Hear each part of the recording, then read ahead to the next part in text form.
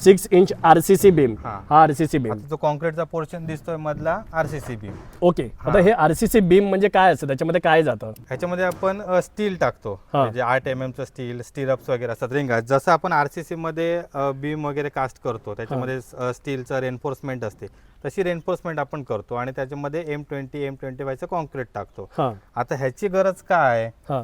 ज्यावेळी विदाऊट हे पण घर बांधलं जातं? विदाऊट हे पण घर बांधलं जातं. कॉस्ट ओके, कटिंग पैसे वाचू शकता तुम्ही तिथे. ओके, कॉस्ट कटिंग साठी डायरेक्ट ह्या चौथऱ्यावर देखील काही जण भिंत बांधतात. पण ज्यावेळी स्ट्रक्चर स्टॅबिलिटीची गोष्ट येते त्यावेळी भिंतींना क्रॅक्स वगैरे डेव्हलप होऊ शकतात. काही ठिकाणी थोडे सॉफ्ट आपल्याला मिळालं कातळ किंवा काही, किंवा आपण एका साईडने वर रूम्स वगैरे बांधले, एका साईडला आपण ओपन ठेवलं तर तो लोड थोडासा इनबॅलन्स होतो. मग त्यावेळी हा आरसीसी असेल तर लोड पूर्ण तो इक्वली डिवाइड करतो. त्याच्यानंतर अजून एक त्याचा प्लस पॉईंट काय असतो की आपला जो जांबा दगड असतो हा वॉटर ऍब्सॉर्प्शन करतो, पाणी जास्त सोकून घेतो.